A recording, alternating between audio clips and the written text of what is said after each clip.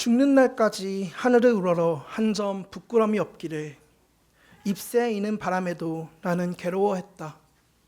별을 노래하는 마음으로 모든 죽어가는 것을 사랑해야지. 그리고 나한테 주어진 길을 걸어가야겠다. 오늘 밤에도 별이 바람에 스치운다. 이 시를 들어보니 어떠하십니까? 이 시는 윤동주 시인의 서시입니다. 이 시는 윤동주 시인의 대표적인 신앙 고백적 시라고 꼽힙니다. 그러나 믿지 않는 사람들에게는 그저 떳떳하기를 바라는 자아 성찰의 시로 보입니다. 오늘 느헤미야의 본문 역시 마찬가지로 보일 것입니다. 성령의 조명하심이 없는 비신자들이 보기에는 마치 한 사람의 일기 회고록과 같아 보입니다. 그러나 우리 신자들은 이를 통해 하나님께서 한 사람을 통해 어떻게 하나님의 뜻을 나타내는지를 알 수 있습니다. 특별히 하나님께서는 느헤미야를 통해 성벽을 재건하셨습니다. 그리고 이스라엘 공동체가 하나님 앞에서 다시 언약 백성으로서 자각하도록 하셨습니다. 이러한 점에서 오늘 본문 5장은 느헤미야가 무너져 있는 이스라엘 공동체를 그 공동체에게 언약을 상기시키는 내용을 담고 있습니다. 오늘 말씀을 통해서 첫째로 언약을 망각하고 외면하는 상태가 얼마나 비참한 것인지 살펴보고, 둘째 언약이 무엇인지 살펴보고, 마지막 셋째로 언약을 어떻게 지킬 것인지 살펴보고자 합니다. 먼저 언약을 잊은 상태는 죄와 비참한 뿐입니다. 오늘 본문의 시작인 6절에서는 느헤미야가 매우 분노한 상태로 말하고 있습니다. 그의 분노는 백성들의 울부짖음을 듣고 난 것입니다. 백성들은 무엇 때문에 울부짖고 있을까요? 백성들의 울부짖음에 관한 내용은 본문 이전에 1절에서 5절에 상세하게 나타나고 있습니다. 먼저 5절을 한번 살펴보겠습니다. 우리 육체도 우리 형제의 육체와 같고 우리 자녀도 그들의 자녀와 같거늘 이제 우리 자녀를 종으로 파는도다. 우리 딸 중에 벌써 종된 자가 있고 우리의 밭과 포도원이 이미 남의 것이 되었으나 우리에게는 아무런 힘이 없도다 하더라. 당시 이스라엘의 상황은 70년간 포로 생활을 끝으로 여러 차례에 걸쳐 예루살렘으로 귀환을 하고 있던 시기입니다. 그리고 이스라엘 백성들은 함께 성벽을 재건하기 시작했습니다. 그런데 그 시기에 흉년과 높은 세금으로 경제적으로 매우 어려운 상황에 놓이게 되었습니다. 그런 상황에서 이스라엘 백성들을 대상으로 고리대금이 성행해야 했습니다. 그 고리대금은 곧 많은 백성들의 재산을 탕진하게 하고 자녀를 팔게 하였습니다. 참으로 비참합니다. 흉년으로 세금을 내기가 감당하기가 어려워지자 가난한 자들이 밭을 팔고 포도원을 팝니다. 그럼에도 그 세금을 감당하기 어려워지자 그들의 자녀를 팔아서 종으로 보냅니다. 어떤 부모가 자녀를 종으로 팔고 싶겠습니까? 당시 고리대금은 이스라엘의 귀족과 민장들, 즉 돈이 많은 부자들이 자신들의 돈을 축적하고자 벌이고 있던 행동이었습니다. 그러나 레위기 25장 39절과 40절에서는 다르게 말하고 있습니다. 살펴보겠습니다. 너와 함께 있는 내 형제가 가난하게 되어 내게 몸이 팔리거든 너는 그를 종으로 부리지 말고 품꾼이나 동거인과 같이 함께 있게 하여 희년까지 너를 섬기게 하라 라고 말씀하고 있습니다. 하나님께서는 이미 이스라엘 백성들에게 하나님의 율법을 주셨습니다.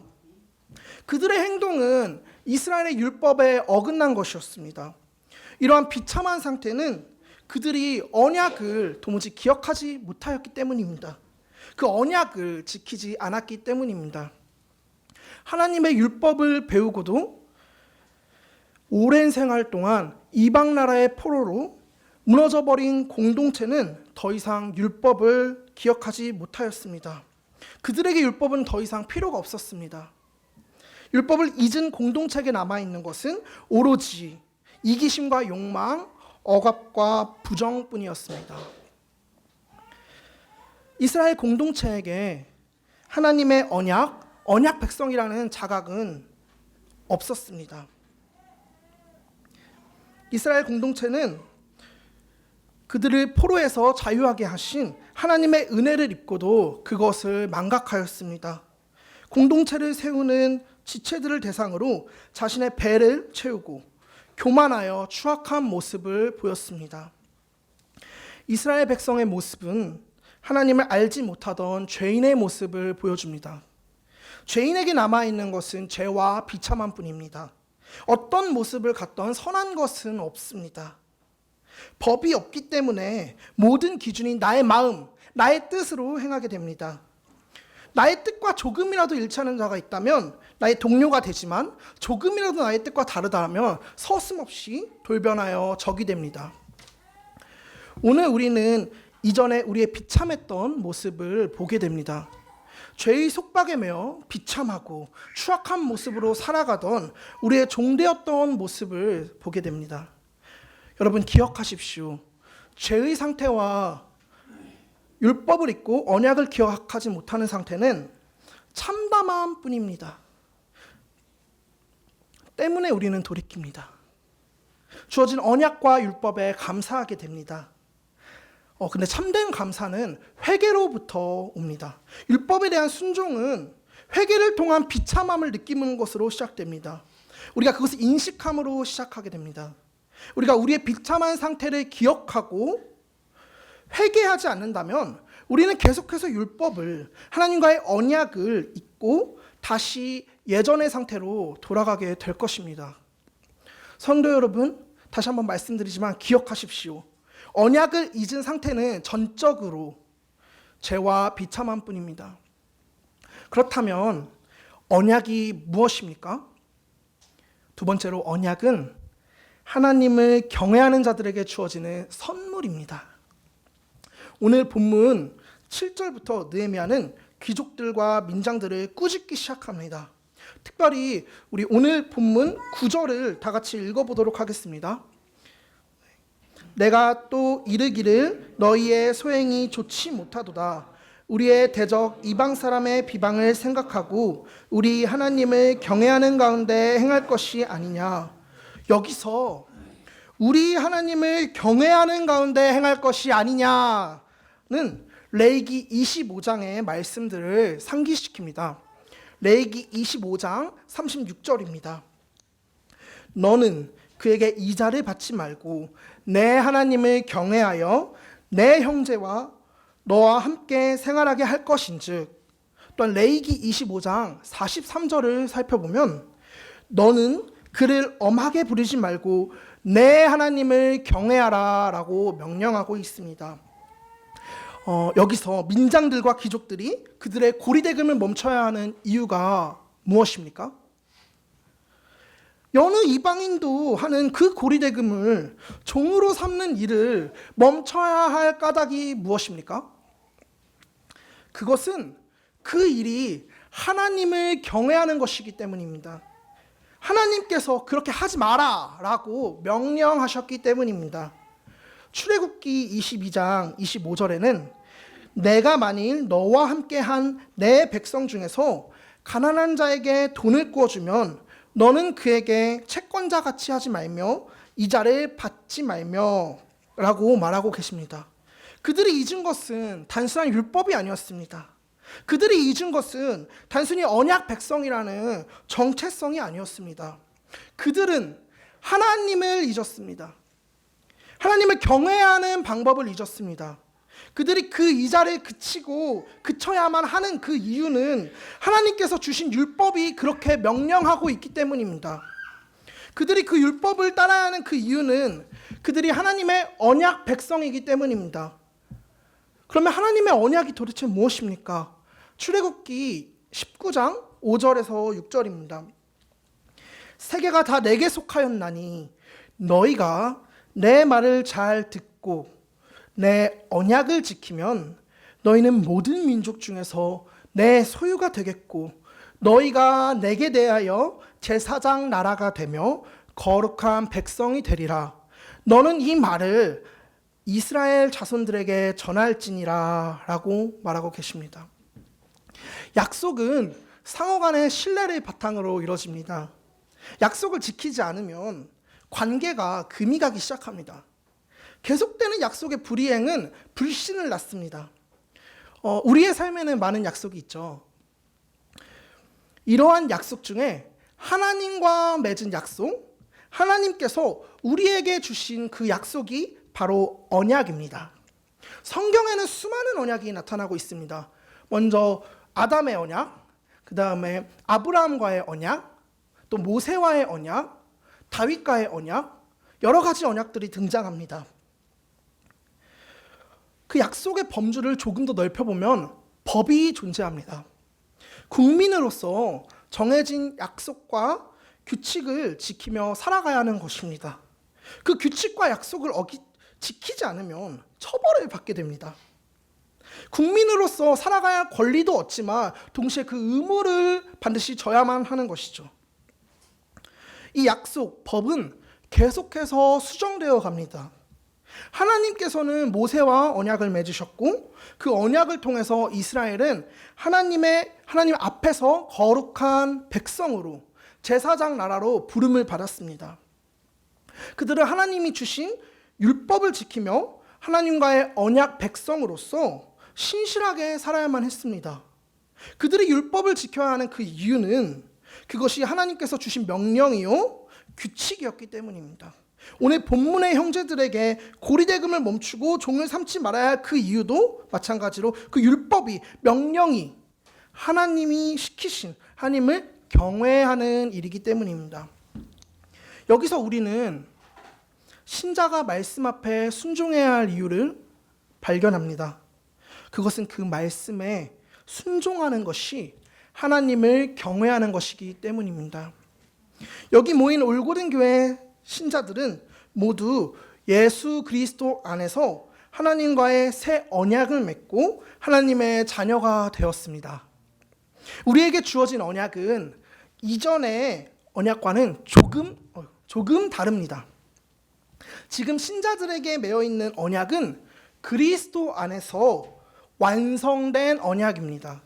이제 신자는 믿는 믿음으로 새 언약을 얻게 되었습니다. 누가복음 22장 20절입니다.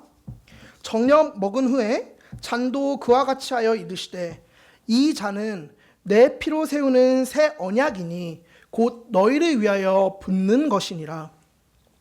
우리 성도 여러분, 송구 영신 예배 때 다 성찬에 참여하셨죠? 송구 영신 예배 때 우리가 행했던 그 성찬을 예수님께서 행하시며 제자들에게 새 언약에 관하여 말씀하셨습니다. 그리스도의 살과 피를 먹고 마심으로 우리는 그리스도에 매여 하나님의 자녀가 되었습니다. 때문에 우리는 그 성찬의 기쁨으로 그리고 회개하는 비참한 마음으로 성찬에 참여하게 되는 것입니다. 언약 안에서 율법을 지키며 살아가는 것은 신자의 복입니다. 우리는 이전에 하나님의 백성이 아닐 때의 비참함을 너무나 잘 알고 있습니다.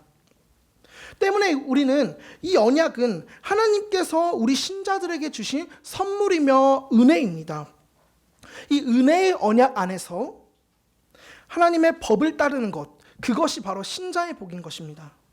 죽어 마땅한 우리를 그리스도 안에서 새로운 언약을 맺어 하나님의 자녀 삼아 주신, 그리하여 생명을 주신 것, 우리를 살려주신 것입니다. 종되었던 우리를 자유하게 하셨습니다. 하나님께서 우리에게 주신 그 자유는 방종이 아닙니다. 하나님의 그늘 안에서 살아가게 하시는 겁니다. 그것은 마치 부모가 자녀가 다치지 않도록 하는 것과 같습니다. 부모의 그늘 안에서 자녀는 자유롭게 지냅니다. 부모가 자녀를 혼내거나 하지 못하게 하는 행동은 전적으로 자녀가 해를 입게 될까 봐 하는 것입니다. 하나님께서는 우리를 이와 같은 자녀로 삼아 주셨습니다. 이 언약은 우리에게 자격이 있기 때문에 주어지는 것이 아닙니다. 우리는 양치기 소년보다 더 거짓됩니다. 그럼에도 불구하고 우리에게 베푸시는 하나님의 전적인 은혜이며 선물입니다. 이 선물을 기쁨으로 받으시는 우리 성도 여러분 되시기를 진심으로 소원합니다. 세 번째로, 언약을 기억하는 것은 구원받을 백성의 의무입니다. 오늘 본문 12절과 13절을 살펴보도록 하겠습니다. 그들이 말하기를 우리가 당신의 말씀대로 행하여 돌려보내고 그들에게서 아무것도 요구하지 아니하리이다 하기로 내가 제사장들을 불러 그들에게 그 말대로 행하겠다 맹세하게 하고 내가 옷자락을 털며 이르기를 이 말대로 행하지 아니하는 자는 모두 하나님이 또한 이와 같이 그 집과 산업에서 털어버리실지니 그는 곧 이렇게 털려서 빈손이 될지로다 하매 회중이 다 아멘하고 여호와를 찬송하고 백성들이 그 말한 대로 행하였느니라 라고 말하고 있습니다. 느헤미야의 꾸지람을 통해 언약을 기억한 귀족과 민장들은 그들의 행위를 돌이키며 맹세합니다. 언약을 기억하는 자들은 이처럼 즉시 순종해야 합니다. 언약을 기억할 때 신자는 반드시 그 언약 앞에 무릎 꿇어야만 합니다. 왜냐하면 그 언약은 앞에서 말씀드린 것과 같이 주어진 선물이기 때문입니다. 언약 앞에서 즉시 순종하지 않는 것은 그것의 참된 의미를 알지 못하는 것입니다. 선물의 의미를 모르고 선물 받기를 미루는 사람은 그 선물을 받을 자격이 없는 것입니다. 그 의미를 모르는 겸손하지 못한 자들에게 그들을 향한 저주가 13절에 나타나고 있습니다. 하나님께서 모두 털어버려 빈손이 되게 하시겠다고 말하고 있습니다. 동시에 여기서 느헤미야는 그 말과 함께 옷자락을 털어버리는 행위를 합니다. 여기서 털어버리다라는 단어의 히브리어 원어는 나아르로 shake off의 뜻을 나타내고 있습니다. 그런데 이 털어버리는 행위가 이사야서 52장 2절에서는 이스라엘의 구원과 관련되어 사용되고 있습니다. 뿐만 아니라 신약 성경 마태복음 10장 14절을 살펴보면 누구든지 너희를 영접하지도 아니하고 너희 말을 듣지도 아니하거든 그 집이나 성에서 나가 너희 발의 먼지를 털어버려라 라고 예수님이 제자들을 파송하시면서 사용하고 계십니다. 또한 사도행전 18장 6절을 살펴보면 그들이 대적하여 비방하거늘 바울이 옷을 털어버리며 이르되 너희 피가 너희 머리로 돌아갈 것이요 나는 깨끗하니라 이후에는 이방인에게로 가리라 라고 복음 선포를 거부하는 자들에게 바울이 말하며 사용하는 이 털어버리다라는 쉐이크 오프의 같은 뜻이 헬라어 단어 액티나조로 사용됩니다. 이런 맥락에서 느헤미야의 옷을 털어버리는 행위는 구원에서 멀어지는 것을 의미한다고 볼 수 있습니다.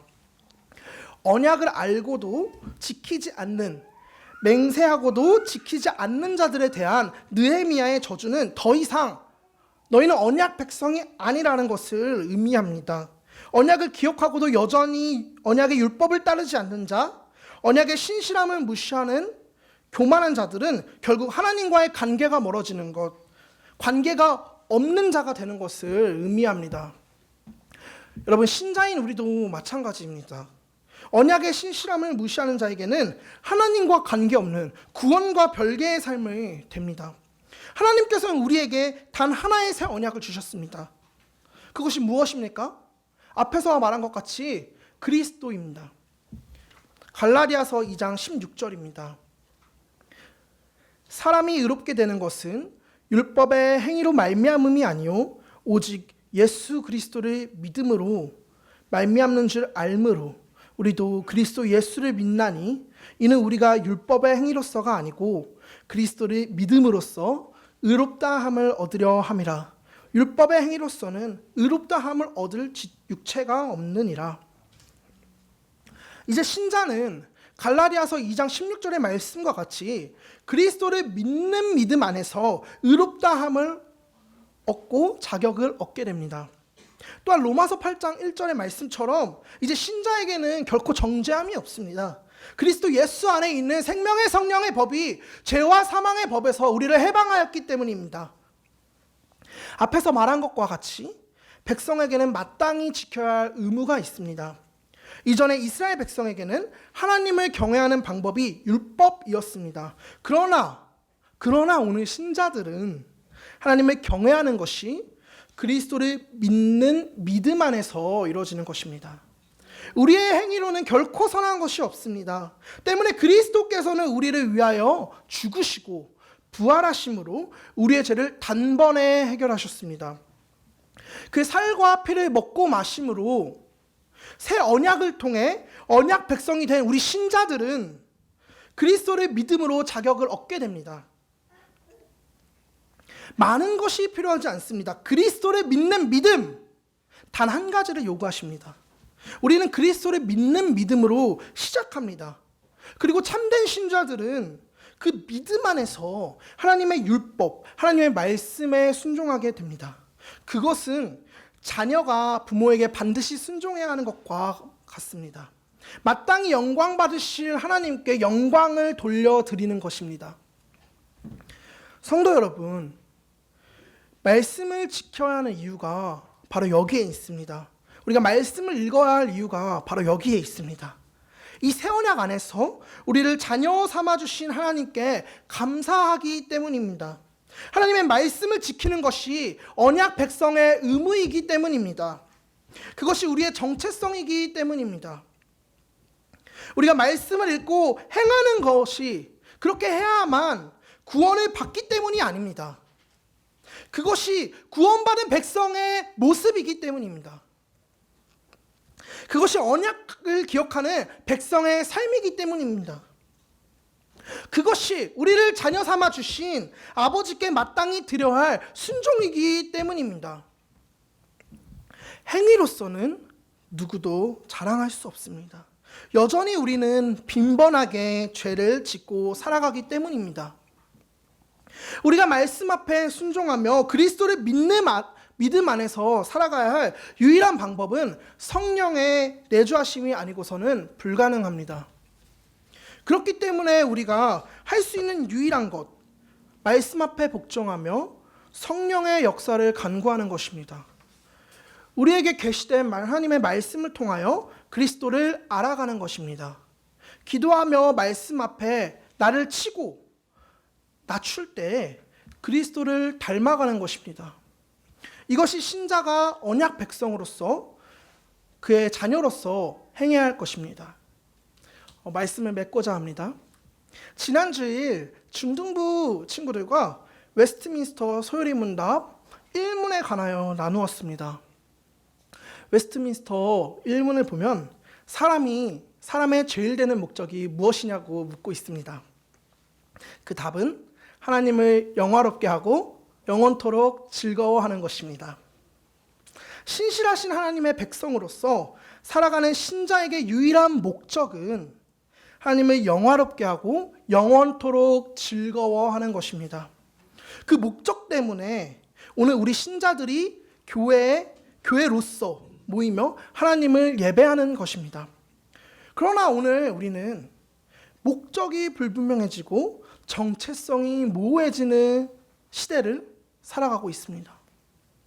많은 사람들이 혼란스러워합니다. 목적을 잃어갑니다. 세상은, 악한 영들은 우리가 계속해서 목적을, 정체성을 잃어버리도록 만듭니다. 우리가 목적과 정체성을 잃는 순간 우리는 의미를 잃어버린 채 행위만 남게 될 것입니다. 성도 여러분, 오늘 느헤미야의 말씀을 통해 우리 신자의 정체성은 그리스도인 하나님의 언약 백성, 하나님의 자녀임을 기억하게 합니다. 그 정체성을 기억하며 나아갈 때 우리는 하나님을 영화롭게 하고 영원토록 즐거워하는 그 목적을 실행하게 될 것입니다. 오늘 느헤미야의 말씀이 마치 능력 있는 지도자의 리더십, 가난한 자들을 돌보아야 할 것처럼 보이지만 그 이면에 역사하시는 하나님을 바라보며 그 언약을 기억하시는 여러분이 되기를 진심으로 소원합니다. 오늘 주신 말씀처럼 하나님의 언약을 잊고 죄와 비참함으로 살아가는 것이 아니라 그 언약을 기억하며 이제 완성된 완전한 새 언약 그리스도 안에서 신실하게 굳건하게 살아가길 원합니다. 그때 다시 오실 하나님 나라의 백성으로 하나님 나라의 도래를 소망하며 신실하게 순종하며 살아가기를 원합니다. 말씀을 읽는 것으로 끝나는 것이 아니라 말씀 앞에 기꺼이 순종함으로 하나님 나라의 언약 백성으로서 또 자녀로서 구원받은 자로서 기쁨을 누려가는 올고든 교회 모든 성도들이 되시기를 진심으로 소원합니다.